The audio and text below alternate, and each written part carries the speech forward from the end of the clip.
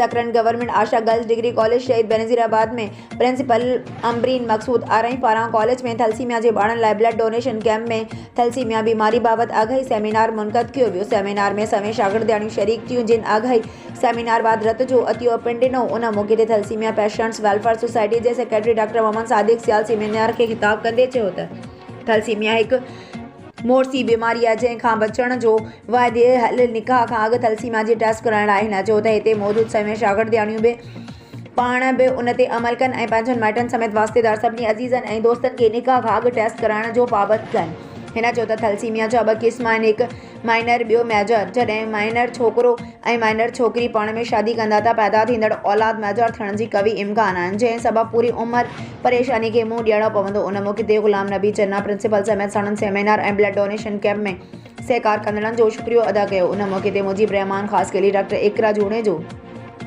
आगा राशिद दानिश दुनियो, गुलाम मुर्ज़ा मेमन ऐं बीबी किरण कैंप जा इंतज़ाम संभालिया। जॾहिं त कैंप में शरीक थींदड़ ऐं रत अतियो कंदड़नि में assistant professor Shahina Chunnar, assistant professor Shahnaz Kausar Bhatt, assistant professor Saiman Joyo, assistant professor Sumera Shaikh, lecturer Rabia Aman, lecturer Sadia Bhatti, lecturer Kasbano, lecturer Fauzia आरई, लेक्चरार फरजाना बाजवा ऐं इरफान अली शामिल हुया।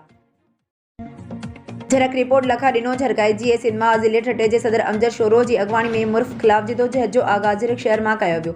मेन रोड ब्लॉक करे धरणो हयो वियो। जीए सिंधमां ज़िले ठटे जे सदर अमजद शोरो धरणे जे ख़िताब कंदे चयो त फौरी तौर ते ऑपरेशन थिएटर ग़रीब मरीज़नि लाइ खोलियो वञे, दवाउनि जी खोट फौरी तौर ख़त्म कई वञे ऐं जेकी डॉक्टर बिला जवाज़ ॿाहिरीं स्टोर जी दवा लिखी ॾियनि था उन्हनि जे ख़िलाफ़ एंटी करप्शन जी शिफ़ाफ़ इंक्वायरी कराई वञे। थैलेसीमिया जे मरीज़नि खे बग़ैर कंहिं डोनर जी रत मुहैया कयो वञे ऐं हिते हिकु हेमाटोलॉजिस्ट फौरी तौर मुक़ररु कयो वञे। अस्पताल में दाख़िल मरीज़नि जे लाइ लेबॉरेटरी मुफ़्त कई वञे। लेबॉरेटरी जे पैसनि मां कयल मेगा करप्शन जो आला सतह जांच कराई वञे। लेबॉरेटरी में फौरी तौर पैथोलॉजिस्ट मुक़ररु कयो वञे। डायलिसिस सेंटर जी बजट मां कयल करप्शन जी आला सतह जांच कराई वञे।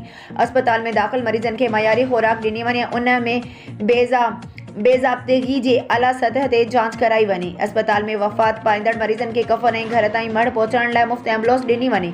नर्सिंग कॉलेज में मुर्फ़ पारां कयल कब्ज़ो ख़त्म करायो वञे। आकाश पली जो जेको आदम मलिक जो दादलो ऐं एजेंट आहे, जेको रिश्वतखोरी जो बाज़ार गरम करे वेठो आहे, रिटायर मुलाज़िमनि खां कमीशन जे नाले ते ॻरी रिश्वत वठी आदम मलिक खे बि हिसो ॾिए थो। आकाश पली खे फौरी तौर सिविल अस्पताल मां कढियो वञे।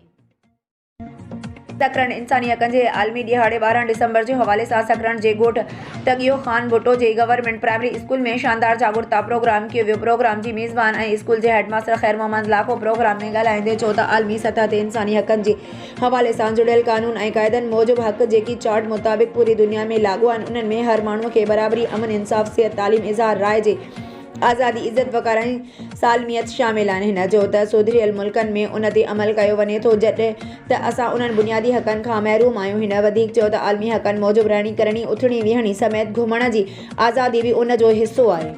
हिन मुतालबो कयो त असांखे बि क़ौमी ऐं बैन अल-क़वामी सतह जी सरगर्मियुनि में हिसो वठण जी आज़ादी हुअणु घुरिजे। माण्हुनि जी जान व माल जो तहफ़्फ़ुज़ हुअणु घुरिजे। अदल ऐं इंसाफ़ जा ज़रिया आसान हुअणु घुरिजनि। वसीलनि जी मालिकी ऐं मुनसिफ़ाणी विर्छ बि कानून मूजिबि हुअणु घुरिजे। जागरूकता प्रोग्राम में उस्ताद सदाम हुसैन मक्सी, सरमन नूह जमाल, ख़ालिद भुट्टो ऐं अली गुल भुट्टो पिणु मौजूदु हुया।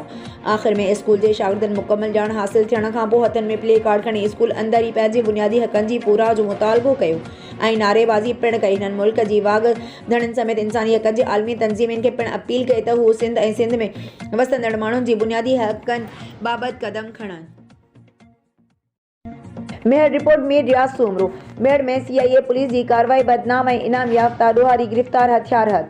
ख़बर मूजिबि CIA मेहर KN शाह जे इंचार्ज तारिक अब्बास सोलंकीअ जी अॻवानी में पुलिस टीम मेहर भट्टी रोड ते चेकिंग दौरान सिंध जे बदनाम ॾोहारी दादू ज़िले समेत सिंध जे मुख़्तलिफ़ ज़िलनि में 50 केसनि में घुर्बल 10 लख इनाम याफ़्ता धाड़ियल इमाम बख्श उर्फ़ अमू चांडियो खे गिरफ़्तार करण जी दावा कई आहे। CIA इंचार्ज तारिक अब्बास सोलंकी मूजिबि त पुलिस मेहर बाईपास ऐं भट्टी रोड ते ईंदड़ वेंदड़ माण्हुनि जी जदीद टेक्नोलॉजी जे ज़रिए चेकिंग करे रहिया हुआसीं त बदनाम ॾोहारी इमाम बख्श उर्फ़ अमू चांडियो बि बायोमेट्रिक दौरान पकड़िजी पियो, जंहिं वटां हिकु अदद हथियार बि हथ आयो आहे। हिन चयो त गिरफ़्तार बदनाम ॾोहारी दादू ज़िले जे पाड़ वारे इलाइक़े जो रहवासी आहे, जेको दादू ज़िले समेत सिंध जे मुख़्तलिफ़ ज़िलनि जो पुलिस खे 50 खां वधीक केसनि में घुर्बल हुयो। हिन चयो त गिरफ़्तार बदनाम धाड़ेल जो ॾोहारियुनि जे बैरल सूबाई गैंग सां वास्तो आहे उन बाबति बि गिरफ़्तार जवाबदार वटां ॼाण हासिल करे ॾोहारी ग्रुप ख़िलाफ़ कार्रवाइयूं तेज़ कयूं वेंदियूं। खिप्रो रिपोर्ट गुल मोहम्मद शर अॻूणो एसएचओ खिप्रो ऐं मौजूदा एसएचओ दिलबर महर मोहम्मद असलम जमाली पारां प्रमोशन मिलण ते दिलबर महर में वॾी दावत जो इनकार। तफ़सील मूजिबि दिलबर महर में अॻूणो एसएचओ खिप्रो ऐं मौजूदा एसएचओ दिलबर महर मोहम्मद असलम जमाली खे उहिदे ते तरक़ी मिलण जे हवाले सां हिकु वॾी तक़रीब मुनक़द कई वई। दावत में सॼी सिंध मां पुलिस खाते जे आला ऑफिसरनि समेत ज़िंदगी जे मुख़्तलिफ़ शोबनि सां तालुक़ रखंदड़ दोस्तनि शिरकत कई। उन मौक़े ते खिप्रो प्रेस क्लब जी टीम पिणु सदर खिप्रो प्रेस क्लब जे अॻवाणी में दावत में शिरकत कई। ब्यूरो चीफ ज़िला दादू साहब खान हालो जी रिपोर्ट मुताबिक़ मेहर जो सीनियर साफ़ी सचल प्रेस क्लब मेहर जो बानी मोहम्मद हनीफ पंवर सिंध प्रेस क्लब मेहर जो ऑफिस पहुंची नए चूंडियल वाडी सदर बानी इलाही बख्श चांडियो सरप्रस्त MD Munir Lashari general secretary Mohammad Ibrahim Chandio deputy general secretary Nasrullah Solanki खजांची आशिक अली खोसो प्रेस तर्जमान मजहर अली भुट्टो खे चूंड ॾियण ते गुलनि जा हार पारां मुबारकूं ॾिनियूं। उन मौक़े ते सीनियर साफ़ी मोहम्मद हनीफ पंवर चयो त सिंध प्रेस क्लब मेहर जा साफ़ी सदाईं हक़ सच लिखियो आहे ऐं ग़रीब मिसकिन बेपहुच माण्हुनि जो आवाज़ आला ऐवाननि ताईं पहुचायो आहे ऐं मेहर जे हर इशू ते आवाज़ बुलंद कयो आहे। उन मौक़े ते सिंध प्रेस क्लब मेहर जे साफ़िन सीनियर साफ़ी मोहम्मद हनीफ पंवर जो सिंध प्रेस क्लब मेहर अचण ते शुक्रियो अदा कयो। रिपोर्ट रियाज़ अली मीरानी शिकारपुर खानपुर शिकारपुर अवामी जिदोजहद कमेटी जे ऑर्गेनाइज़र असगर अली सेठार ऐं मेंबरान अब्दुल समी बिलाली इमरान मंगी असदुल्ला सुमरो अली असगर पहोड़ मियां ज़फ़र अलवी इजाज़ काके पोटो पारां खानपुर में अमन जी बहालीअ जे लाइ हिकु ज़बरदस्त गॾिजाणी सॾाई वई। खानपुर जे सियासी समाजी कारोबारी अॻवाननि हाफ़िज़ मोहम्मद सलीम आरे ग़ुलाम मुस्तफ़ा अबड़ो फ़कीर नदीम बलोच मौलाना ग़ुलाम कादिर ब्रोही मौलाना इनायतुल्लाह ब्रोही काउंसलर सेठ नाज़िम आरई पीर खान मोहम्मद नोहानी ग़ुलाम हुसैन सुमरो हाफिज़ तारिक बलोच खानपुर प्रेस क्लब सदर मोहम्मद आसिम दायो मोहसिन सेठार मोहम्मद याकूब आरई सैफ अकबर आरई कादिर बख्श सेठार टाउन वाइस चेयरमैन भोतार अली मुराद सेठार मजहर अली आगानी बदरदीन बोड़ो अब्दुल समी बिलाल दायो काउंसलर औरंगज़ेब बलोच कामरेड निहाल भमरो सैद वाजिद शाह काउंसलर डॉक्टर ग़ुलाम असगर मंगणहार उमर सेठार आशिक शमसुल हक दायो शाहिद सेठार ऐं ॿियनि वॾे अंग में शिरकत कई। अवामी जिदोजहद कमेटी शिकारपुर जे अॻवाननि जो चवणु हो त शिकारपुर ज़िले में हिन वक़्तु अमन जी सूरतहाल तमामु घणी ख़राब थियल आहे जंहिं जे लाइ शिकारपुर में 15 डिसंबर ते शिकारपुर 2:30 बजे रुस्तम मोड़ खां लेकदर ताईं वॾी अमन रैली कढी वेंदी जंहिंमें समूरे ज़िले में कम शुरू कयो वियो। खानपुर महर जी अवाम गॾिजाणी में भरपूर शिरकत कई आहे। अवामी जिदोजहद कमेटी शिकारपुर ज़िले जे अवाम जे लाइ हर मोड़ ते जिदोजहद कंदी शिकारपुर ज़िले जी बदअमनी में हर मुतासिर खे अमन रैली में शिरकत जो सॾु ॾिजे थो। रिपोर्ट रियाज़ अली मीरानी शिकारपुर सिंध जो मशहूर फ़नकार फ़हीम अहमद अब्बासी जी गीत जी तमामु घणी कामयाबी खां पोइ शिकारपुर जे अमदीना होटल बाईपास जेकमबाद रोड ते मशहूर होटल ते सालगिरह मल्हाई वई जंहिंमें मशहूर शख्सियत मामा मीर खान मारफानी साहब डिप्टी डायरेक्टर नादरा जनाब तनवीर अहमद भुट्टो साहब साफ़ी रियाज़ अली मीरानी बशीर अहमद अबड़ो ज़ुहैब अहमद शेख साहब ऐं माशूक अली शेख साहब फरीद फारूकी शामिल थी सालगिरह जो केक कटियो। उन खां पोइ राग रंग जी महफ़िल कई वई जंहिंमें आयल महिमाननि तमामु घणो लुत्फ़ अंदाज़ थिया। मेहड़ में गुज़िरियल ॾियारे ख्वाजा सिराज जे घर मां चोरी बाद पेरा खणण दौरान जवाबदारनि पारां पुलिस मथां फायरिंग पथराव करण 4 पुलिस एहलकार ज़ख़्मी थियण बाद पुलिस पारां गिरफ़्तार कयल 3 औरतुनि समेत 8 ॼणनि खे गिरफ़्तार करण वारो मामलो। मेहड़ पोली पारां गिरफ़्तार थियल जवाबदारनि ते 6 केस दाख़िल करण खां पोइ गिरफ़्तार कयल औरतुनि ऐं मासूम ॿारनि ते बि KN शाह थाणे ते चर्च रखण जो केस दाख़िल करे छॾियो आहे। KN शाह थाणे ते सरकारी पारां ASI बसरा जी फरियाद ते दाख़िल कयो वियो आहे। पुलिस पारां केस में मौक़िफ़ अख़्तियार कयो आहे त पुलिस गश्त दौरान चेकिंग करे रही हुई त 3 मासूम ॿारनि बीबी सायरा दुआ ऐं कूंज सां गॾु मशकूक औरतूं जंहिंखे ॿार हुया उन्हनि खे रोके तलाशी वरिती त 2 औरतुनि मिसमात अफ़रोज़ ऐं मिसमात नूरा खोसो वटां पुलिस खे 1100 ग्राम ऐं 900 ग्राम चर्च हथायो आहे। पुलिस पारां गिरफ़्तार कयल औरतुनि खे सेशन जज वटि पेश कयो वियो जिते औरतुनि खे जेल कस्टडी करे वुमेन जेल हैदराबाद मोकिलियो वियो आहे। वाज़िह रहे त केस में औरतुनि सां 2 ॿारनि जो बि ज़िक्र कयो वियो आहे।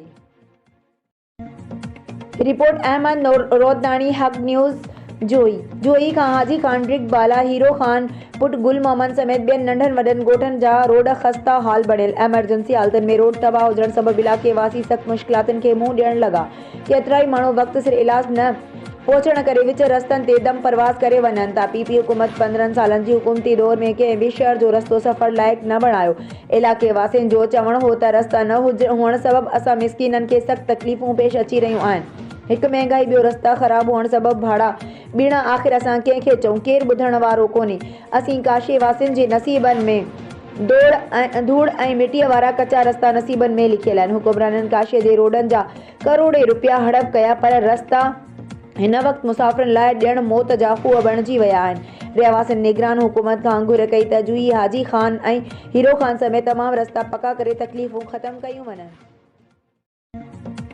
सिजावल रिपोर्ट इम्तियाज़ मेमण। सॼे मुल्क जी सिजावल में भी करप्शन जो आलमी ॾियारो मल्हाए रैली कढी वई। करप्शन जे आलमी ॾियारे जे मौक़े ते DC सिजावल अब्दुल वाजिद शेख जी अॻवानी में रिश्वत ख़िलाफ़ मुहिम रैली कढी वई, जंहिंमें SSP Sujawal madam Shahneela Qureshi, ADC1 Abdul Karim Sangrasi, circle officer Ikram Ali Mugheri, DAO Pyar Ali Khawaja, DAO primary Inayatullah Khatti, Ashraf Shair, Yousuf Mashi, Ismail Sarvej, senior साफ़ी इम्तियाज़ मेमण ऐं ॿियनि शिरकत कई। रैली DC ऑफिस खां कढी वई, जेका पैदल मार्च करे सूरत सिजावली प्रेस क्लब ताईं पहुती। उन मौक़े ते DC सिजावल अब्दुल वाजिद शेख ऐं SSP सिजावल शहनीला कुरैशी साफ़िन सां ॻाल्हाईंदे चयो त रिश्वत वठण वारो ऐं ॾियण वारो ॿई जहन्नमी आहिनि। रिश्वत ऐं करप्शन हिकु समाजी ज़ुल्म आहे, जंहिंजी सज़ा दुनिया या आख़िरत ॿिन्हिनि में आहे। करप्शन हरामखोरी नाअहली खे जनम ॾिए थी। अहलियत खे दफ़नाए छॾे पंहिंजे ॿारनि खे हिलाल खारायो, हिलाल कमाइण जी नसीहत करियो। मुल्क में करप्शन ख़तमु करणु असां सभिनीनि जो मज़हबी ऐं इख़्लाक़ी ज़िम्मेवारी आहे। झिरक मामा खे ख़बर ॾींदा हलूं लखा ॾिनो। झिरकाई जी रिपोर्ट मुताबिक़ GA सिंध महाज़ ज़िला ठठे पारां मिर्फ़ ख़िलाफ़ ऐलानियल मरहलेवार जिदोजहद जो आगाज़ झिरक शहर मां कयो वेंदो। ज़िला ठठे जे मुख़्तलिफ़ शहरनि में एहतजाज जो रिकॉर्ड कराए मुख्य धरणो मकलीअ ते हयो वेंदो। GA सिंध महाज़ ज़िला ठठे पारां मुतालबात हेठि ॾिजनि था। फौरी तौर ते ऑपरेशन थिएटर ग़रीब मरीज़नि लाइ खोलियो वञे, दवाउनि जी खोट फौरी तौर ख़तमु कई वञे ऐं जेकी डॉक्टर बिला जवाज़ ॿाहिरें स्टोर जी दवा लिखी था ॾियनि, उन्हनि जे ख़िलाफ़ एंटी करप्शन जी शफ़ाफ़ इंक्वायरी कराई वञे। थैलेसेमिया जे मरीज़नि खे बग़ैर कंहिं डोनर जे रत मुहैया कयो वञे ऐं हिते हिकु हेमोटोलॉजिस्ट फौरी तौर ते मुक़ररु कयो वञे। इस्पताल में दाख़िल मरीज़नि जे लाइ लेबॉरेटरी मुफ़्त कई वञे ऐं लेबॉरेटरी जे पैसनि मां कयल मेगा करप्शन जो आला सतही जांच कराई वञे। लेबॉरेटरीअ में फौरी तौर पैथोलॉजिस्ट मुक़ररु कयो वञे। डायलिसिस सेंटर जी बजट मां कयल करप्शन जी आला सतही जांच कराई वञे। इस्पताल में दाख़िल मरीज़नि खे मयारी खुराक ॾिनी वञे ऐं उन में बेज़ाबितगीन जी आला सतही जांच कराई वञे। इस्पताल में वफ़ात पाईंदड़ मरीज़नि खे कफ़न ऐं घर ताईं मड़ पहुचाइण लाइ मुफ़्त एम्बुलेंस ॾिनी वञे। नर्सिंग कॉलेज में मिर्फ़ पारां कयल कब्ज़ो ख़तमु करायो वञे। आकाश पलीजो जेको आदम मलक जो दादलो ऐं एजेंट आहे, जेको रिश्वत खोरीअ जी बाज़ार गरम करे वेठो आहे, रिटायर मुलाज़िमनि खां कमीशन जे नाले ते ॻरी रिश्वत वठी आदम मलक खे बि हिसो ॾिए थो। आकाश पलीज खे फौरी तौर सिविल इस्पताल मां कढियो वञे। ब्रेकिंग न्यूज़ वेझो सेखाड़ जी हद में कल्याण बंद जे क़ौमी शाहरा ते मुसाफ़िर वैन कल्टी थियण सबबि हिकु फ़ौत ऐं ड्राइवर समेत 7 मुसाफ़िर सख़्त ज़ख़्मी थी पिया। वैन ड्राइवर जे कंट्रोल मां निकिरी वञण सबबि हादसो पेश आयो। खैबरानी पुलिस मौक़े ते पहुची ज़ख़्मी खे तालका अस्पताल मटियारी पहुचायो। फ़ौती काज़ी अमन जे इल्म दीन वल्द अली ख़ान ख़ास किले जी नाले तौर सुञाणप थी आहे।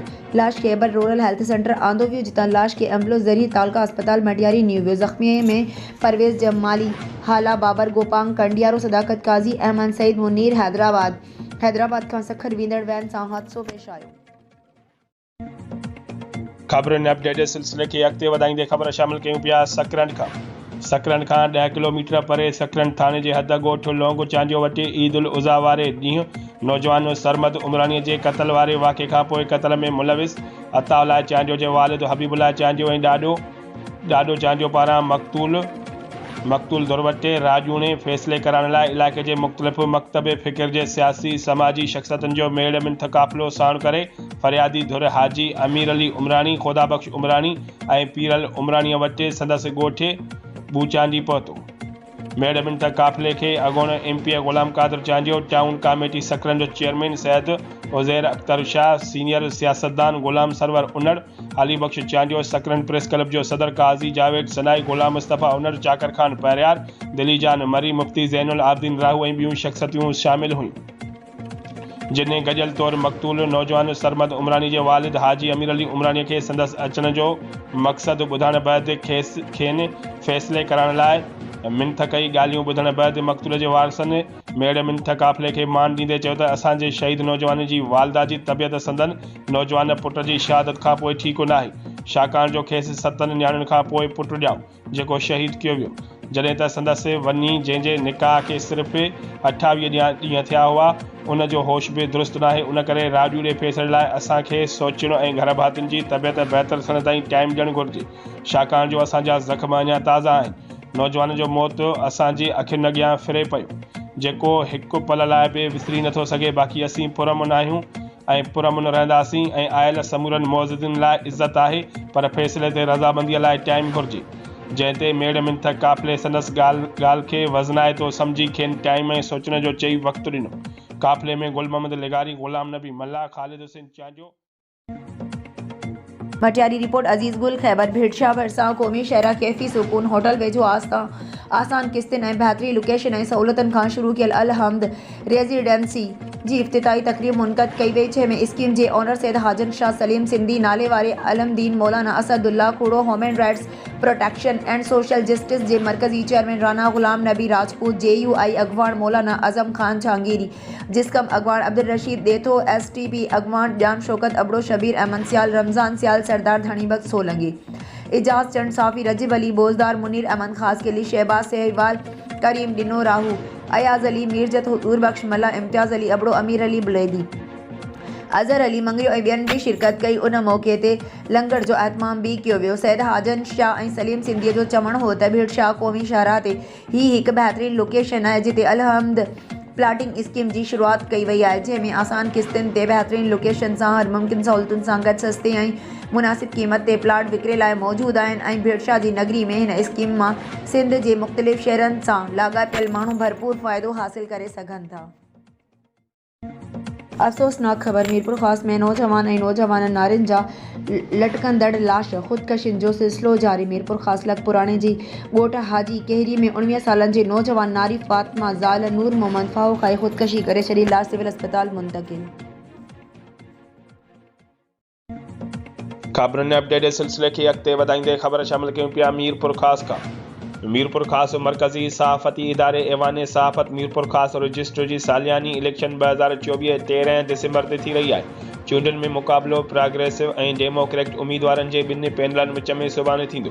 प्रोग्रेसिव पैनल जे सदर जे उहिदे लाइ फज़ल शर, जॾहिं त मुख़्तियार कीरियो सीनियर नायब सदर, गफ़ार रिंदो नायब सदर, Azhar Ali Jidar general secretary, Ghaffar Shar joint secretary, Babu Sharafuddin लिगारी खज़ानची, अनवर बिरोई इंफॉर्मेशन सेक्रेटरी ऐं MMC लाइ यासिर बलोच, नरेश कुमार, मोहम्मद हसन लिगारी ऐं इमरान राजपूत उम्मीदवार आहिनि। ॿिए तरफ़ डेमोक्रेटिक पैनल जे सदर फलक शेर, जॾहिं त सीनियर नायब सदर लाइ राजा सिंधी, वसीम खानज़ादो नायब सदर, अली रज़ा रिंदो जनरल सेक्रेटरी, जियाराम दिया जॉइंट सेक्रेटरी, इमाम बख्श मंगरियो खज़ानची, निसार मानी इंफॉर्मेशन सेक्रेटरी ऐं शहज़ाद साबरी, महबूब आलम सोलंगी, ज़मान काइम खानी ऐं खैरुद्दीन चांजो उम्मीदवार आहिनि। सुभाणे ॿिन्ही पैनलनि जे विच में सख़्त मुक़ाबिलो थींदो। ऐवान सहाफ़त मीरपुर ख़ासि जे गुज़िरियल साल 13 दिसंबर ते शफ़ाफ़ चूंडियूं कराइण लाइ हिन तारीख़ खे सहाफ़ती जमहूरियत जो ॾियारो क़रार ॾिनो वियो हुयो ऐं हर साल हिन सहाफ़ती जमहूरियत जो ॾियारो मल्हाईंदे सुभाणे 13 दिसंबर 2024 लाइ चूंडुनि जो ऐलान करण जी रिवायत खे बरक़रार रखियो। नए उहिदेदारनि जी चूंड लाइ चूंडूं थी रहियूं आहिनि, जंहिंजी निगरानी इतलात खाते समेत वकील बिरादरी, सियासी समाजी मज़हबी धुरियूं शरीक अमीन तौर इलेक्शन जी मॉनिटरिंग कंदा। ख़बरुनि अपडेट जे सिलसिले खे अॻिते वधाईंदे ख़बर शामिल कयूं पिया सकरंड खां। DIG शहीद बेनज़ीराबाद परवेज़ अहमद चांजो माड़ी जलबानी थाणे जे इलाइक़े जे मुअज़्ज़िज़ीन ऐं आम माण्हुनि सां खुली कचहरी कई। उन मौक़े ते नवाज़ अली खान जलबानी, शब्बीर खान जलबानी, अलाइदतो जलबानी, हाजी खान जलबानी ऐं ॿिया मौजूदु आहे, जिन पंहिंजा जाइज़ मसइला ॿुधाया ऐं खेसि शिकायतूं कंदे इहो ॿुधायो त माड़ी जलबानी जे शहरनि जी 90% आबादीअ जो गुज़र सफ़र सदियुनि खां माड़ी पए ॿेले ते आहे। हींअर ॿेले खाते जा कुझु ऑफिसर ग़रीब माण्हुनि खे नाजाइज़ तरीक़े सां तंग करे खाइनि गरी रिश्वत वठण जे लाइ लामाड़ी थाणे ते FR कटाइण ऐं कणिक जे फसल मां 2 बोरियूं फ़ी एकड़ वठण जो ज़ोर भरे रहिया आहिनि। इनकार करण जी सूरत में पुलिस जूं धमकियूं ॾेई फसल मां बेदख़ल करण जो सोचे रहिया आहिनि। जंहिं बैदि DIG परवेज़ अहमद चांजो शहरनि खे यकीन ॾियारियो त माड़ी वासियुनि सां इंसाफ़ थींदो, का बि ज़्यादती बर्दाश्त न कई वेंदी। हुन SHO माड़ी जलबानी खे हिदायत कई त हू माड़ी जे कंहिं बि ग़रीब आबादगार ते ॿेले खाते पारां का बि FIR दाख़िल न कई वञे। आख़िर में माड़ीअ जे मुअज़्ज़िन रियाजी खे यकीन ॾियारियो त अमन अमान जे हवाले सां पुलिस फोर्स जो भरपूर साथ ॾिनो वेंदो। संजूरो रिपोर्टर हैदर बख्श चांग। नारो तालका जे यूसी खंवारी में कुछ ॾींहं अॻु में ज़मीन ते तकरार थियो। चांग बिरादरी ऐं कलोड़ा बिरादरी विच में जंहिंमें ॿिन्हिनि धुरियुनि जा माण्हू ज़ख़्मी थिया। उन्हनि जो फ़ैसिलो नारा तालुक जे मौज़ूद शख़्सियत वॾेरो बख्श अली आरादीन कयो, जिन में मौज़ूदन रेस मुराद अली निज़ामानी, रेस रियाज़ हुसैन चांग, फ़ैसला कमेटी मेंबर रेस अली अहमद चांग खंवारी, यूसी चेयरमैन फ़कीर गुलाब खान चांग, इस्माइल वसराण, वली मोहम्मद वसराण, यार मोहम्मद चांग, फ़कीर हुसैन बख्श चांग, संजूरो फ़कीर जान मोहम्मद फ़कीर, गुलाम शबीर चांग, फ़कीर हैदर बख्श, मोहम्मद इब्राहिम फ़कीर, मुराद अली चांग, फ़कीर मोहम्मद सादिक चांग ऐं तमाम मौज़ूदीन शिरकत कई। जॾहिं त फ़ैसिलो जी फ़तवा अमीनन ॿुधाई त ज़मीन चांगन खे मिली ऐं आइंदा जेको अघ भराई कंदो उन ते सख़्त कार्रवाई कई वेंदी ऐं धुरियुनि हिक ॿिए सां भाकुर पाता ऐं दुआ ख़ैरबाद नंगर कयो वियो। ख़बरुनि अपडेट जे सिलसिले खे अॻिते वधाईंदे ख़बर शामिल कयूं पिया त शहीद राणी मोहतरमा बेनज़ीर भुट्टो जी 16वीं वरसी जे हवाले सां अहम गॾिजाणी ज़िलई सदर सादिक अली मेमण जी रिहाइशगाह ते थी गुज़री, जंहिंमें जनरल सेक्रेटरी इम्तियाज़ अहमद कुरैशी, ज़िलई चेयरमैन अब्दुल हमीद पंवर, साबिक़ MPA सैयद रियाज़ हुसैन शाह शिराज़ी, महमूद आलम शाह, ग़ुलाम क़ादिर पलीजो, जहांगीर खान पालारी, पीर ज़ैन शाह, ज़िला काउंसिल मेंबर मशूक़ शफ़ी बबर, रईस सलीम गिंदरो, अदा मुमताज़ अली मेमण, इम्तियाज़ शाह शिराज़ी, ज़िले ऐं तालके जे यूनियन काउंसिल जे उहिदेदारनि, ladies wing, engineering wing, doctor wing, सिपाफ, यूथ विंग, हारी कमेटी, मिनारिटी विंग जे अॻुवाणनि, वर्करनि, अॻुवाणनि ऐं शहरनि वॾे तइदाद में शिरकत कई। इंशाअल्लाह 27 डिसंबर ते शहीद राणी मोहतरमा बेनज़ीर भुट्टो जी वरसी ते ठठे ज़िले मां वॾे तइदाद में शिरकत कबी।